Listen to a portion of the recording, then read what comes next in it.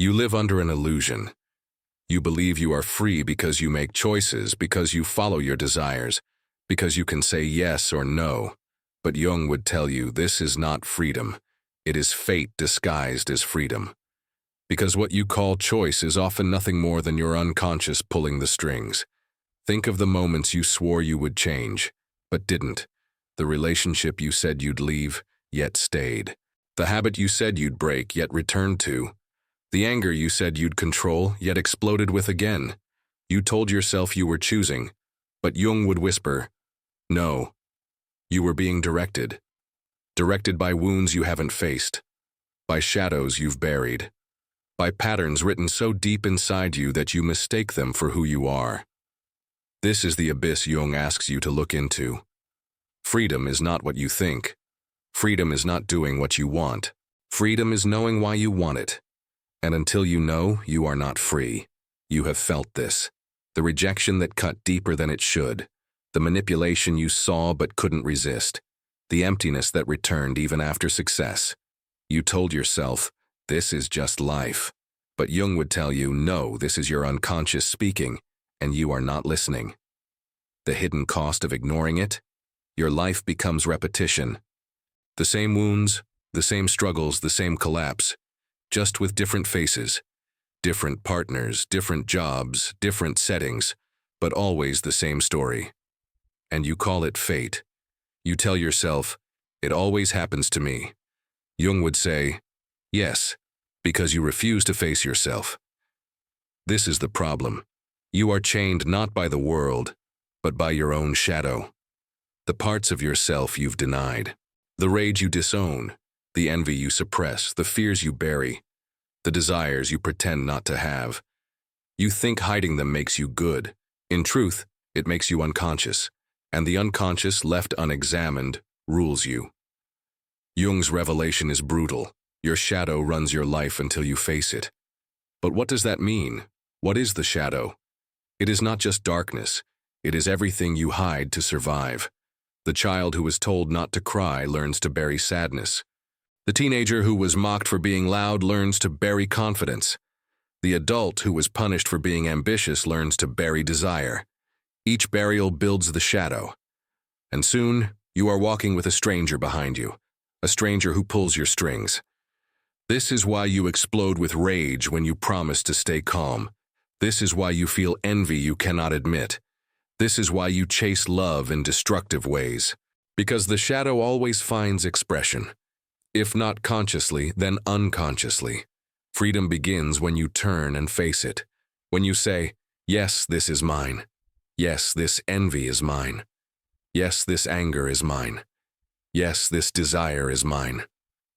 Jung said, one does not become enlightened by imagining figures of light, but by making the darkness conscious. Freedom is not pretending to be good. Freedom is owning your whole self. But the path is terrifying. Because once you begin, illusions collapse. You start seeing how much of your life has been built on unconscious drives. The job you chose to please your parents. The partner you chose to heal a childhood wound. The dreams you chased not for yourself, but to prove your worth. You see the collapse of the persona, the mask you've worn for the world. And beneath it, the chaos you've avoided. This is the collapse Jung calls you into, and it is the beginning of individuation, the process of becoming whole. But here's the question. If the unconscious is directing your life, if your shadow is pulling the strings, how do you take back control? How do you stop being a puppet of fate and start being free? In the next block, we'll step into Jung's roadmap, the confrontation with the shadow, the dance with the persona, and the path of individuation. We'll explore how to face what you've buried, how to integrate it, and how this confrontation, though terrifying, is the only path to freedom. The collapse has begun. You can no longer hide behind the illusion that your choices are entirely yours. You've seen it now. The unconscious has been steering you. The shadow has been leaking through you. The mask has been suffocating you. And Jung would say this moment, this collapse of certainty, is the true beginning of freedom. The first step is shadow work. The shadow is everything you've repressed, denied or disowned. Anger, envy, desire, fear. But here's the paradox. The more you repress it, the more power it has. Denied anger becomes passive aggression. Denied envy becomes sabotage. Denied desire becomes addiction. You think you're burying it, but you're planting it. And it grows in the dark. Jung said, until you make the unconscious conscious, it will direct your life and you will call it fate. Facing the shadow is the act of shining a light. It's uncomfortable. It feels like betrayal of the good person you thought you were. But freedom demands it. Imagine this, you're in a relationship and your partner dismisses you. You feel rage, but you swallow it. I must stay calm, you tell yourself. You smile. You keep the peace. But the rage doesn't vanish. It seeps out later in coldness, in withdrawal, in resentment. You think you are being good. In truth, you are being dishonest. With them and with yourself. The shadow has spoken. Now imagine instead you allow yourself to admit, I am angry. You don't collapse into violence. You don't deny it either. You name it. You sit with it. You recognize that the anger isn't evil. It is a signal, a boundary being crossed, a truth being ignored. Suddenly, anger becomes clarity. This is shadow integration. The emotion no longer rules you because you faced it. The second step is confronting the persona. The persona is the mask you wear for the world. It is necessary. Society demands masks. At work, you must project competence. In public, you must project control. In relationships, you project harmony. But the danger comes when you forget the mask is a mask. When you start believing the performance is the self. Jung warned, the persona is that which in reality one is not, but which oneself and others think one is. When you live only in persona, you become hollow. You smile when you want to scream. You agree when you want to resist. You conform when you want to rebel. And the world praises you for being good, but inside you rot. Freedom begins when you take off the mask, not everywhere, not recklessly, but in solitude, in your own reflection, in your own journal. You admit, this is who I am when no one is watching. You allow the flaws, the fears, the chaos to surface. And slowly, you learn to live a life where the mask is used consciously, not unconsciously. You use it strategically, but you no longer confuse it with who you are. The third step is individuation. This is Jung's great vision, the process of becoming whole, not perfect, not flawless, whole. Individuation means uniting opposites, shadow and light, fear and love, chaos and order. It means owning every part of yourself, not hiding from any of it. Think of it as walking into a labyrinth. At the entrance, you are fragmented, pieces of yourself scattered, some on display, some hidden in the dark. As you move deeper, you confront each hidden part. You face the anger, the envy, the desire, the fear. You face the mask, the lies, the illusions. And at the center of the labyrinth, you meet the self. The whole you, united, rare, unshakable. This is individuation. But here's the paradox. Individuation costs everything. You will lose the comfort of illusions. You will lose the praise of the herd. You will lose the false safety of the mask. People may call you selfish, arrogant, even dangerous. Why? Because you stop collapsing. Because you stop being easy to control. Because you stop playing the role they expect. And nothing terrifies the unconscious herd more than someone who lives awake. Yet what you gain is beyond measure. You gain freedom. You gain authenticity. You gain a life that is yours, not a repetition of unconscious patterns. You gain strength that doesn't depend on approval. You gain love that isn't poisoned by dependency. You gain respect that cannot be taken away. This is why Jung said the shadow is the door. Why he said individuation is the privilege of a lifetime. Because only by walking through darkness can you reach freedom. But the path is not straight. You will resist. You will fear collapse. You will cling to the mask. And so Jung gives you tools, dreams, symbols, journaling, active imagination, ways to converse with your unconscious, to listen instead of suppress. These are not tricks. They are mirrors. They show you what you've denied. They show you the truths you've buried, and slowly, piece by piece, you integrate. The rage becomes strength. The envy becomes ambition. The fear becomes awareness. The shadow becomes fuel. And with every integration, you become less fragile, less controlled, less unconscious. You become more whole. But here's the cliffhanger. Individuation is not the end. It is the beginning. Because once you are whole, the question shifts. How do you live in a world still filled with unconscious people? How do you carry freedom in a herd that fears it? How do you remain authentic when the world rewards masks and punishes truth? In the next block, we'll explore the transformation. What it means to live integrated, rare, unforgettable. We'll see why Jung believed individuation makes you magnetic and terrifying at the same time.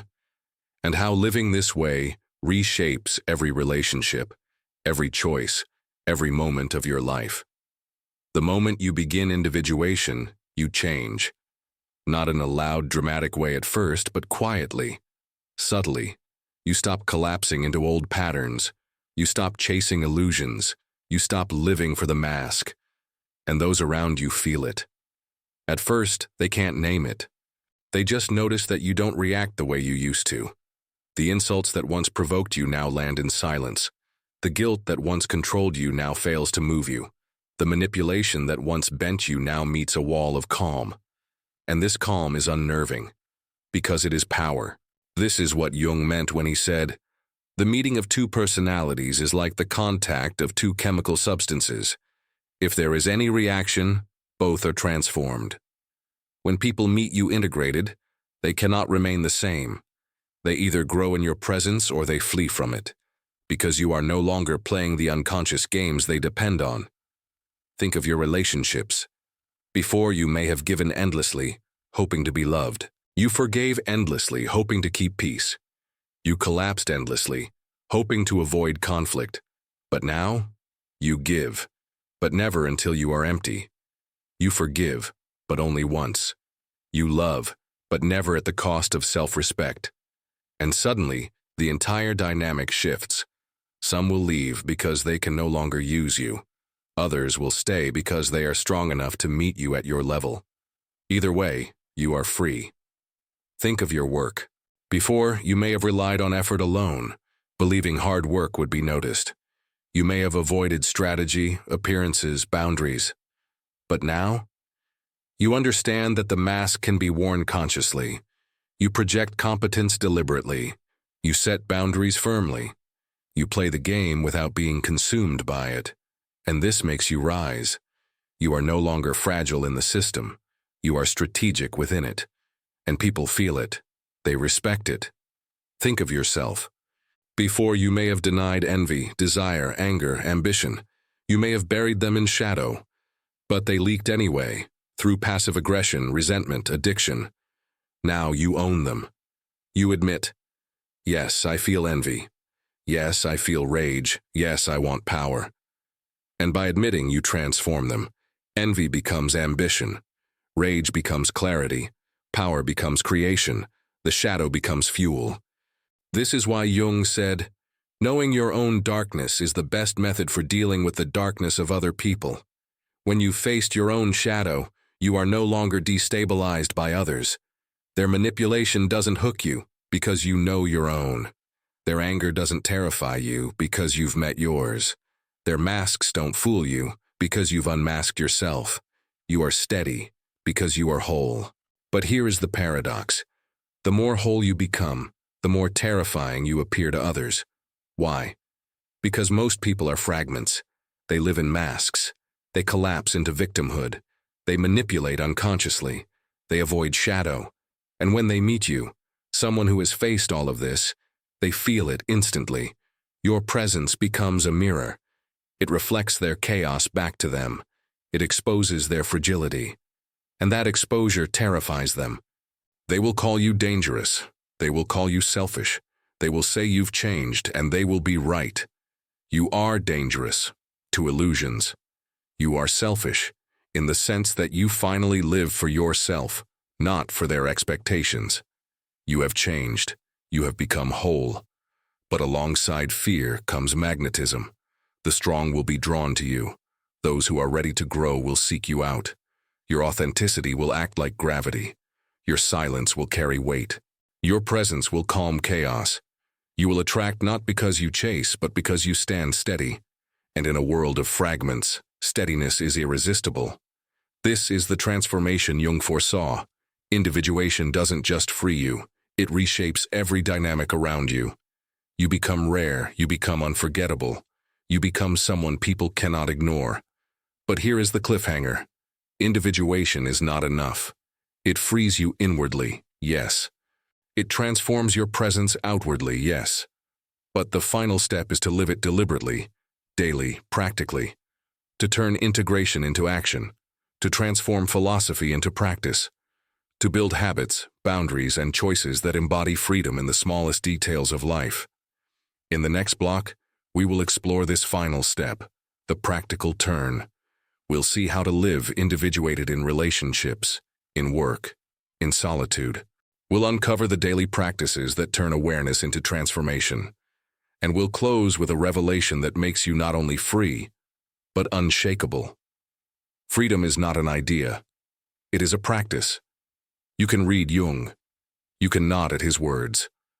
You can understand the theory of shadow, persona, individuation, but if you don't live it daily, it remains just another illusion. Jung never wanted psychology to be abstract. He wanted it to be lived. So what does living individuated actually look like? How do you turn philosophy into practice day after day, in a world that constantly pulls you back into masks and shadows?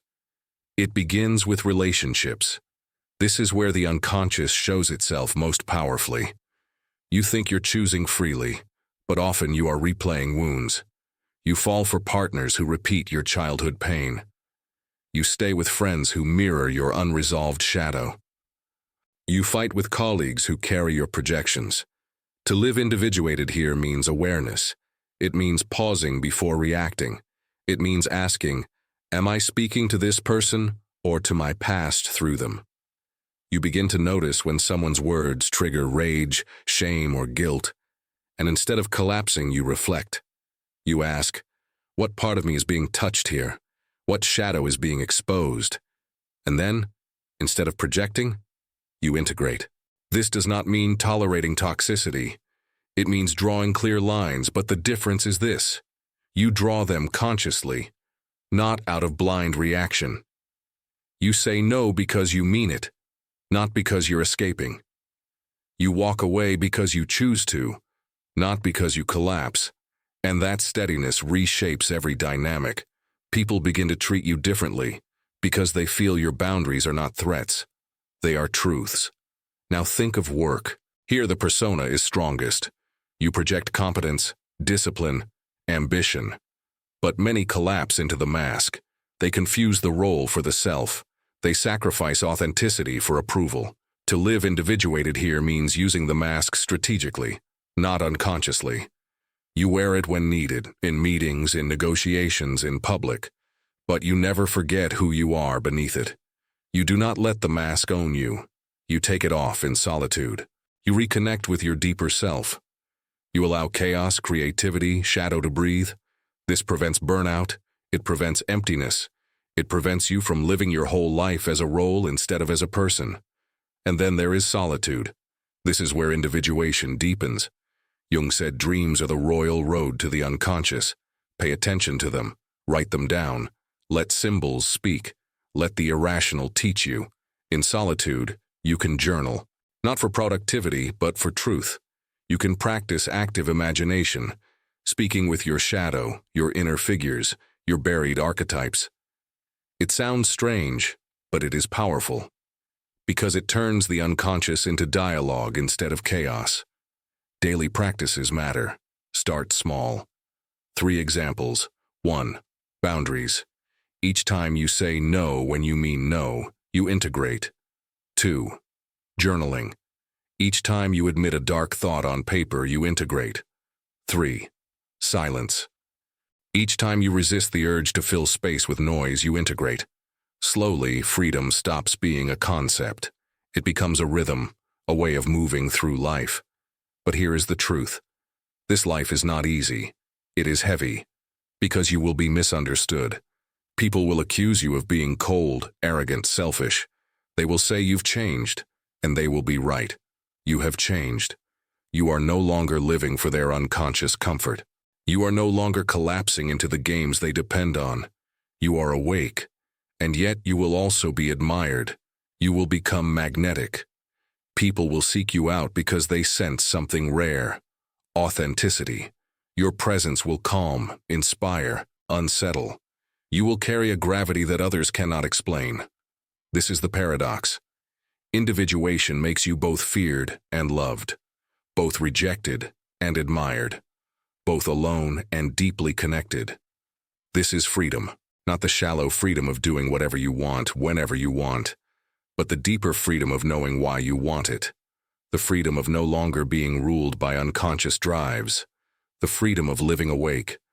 Jung called individuation the privilege of a lifetime, because most people never taste it. They live and die in masks. They repeat wounds endlessly. They collapse into fate and call it choice. But you don't have to. You can step into the labyrinth. You can face the shadow. You can integrate the mask. You can become whole. And once you do, you become rare. You become unforgettable. You become unshakable.